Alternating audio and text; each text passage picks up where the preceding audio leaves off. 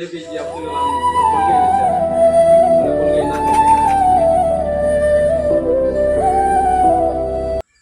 தெரியலன்னா நான் சொல்றேன்.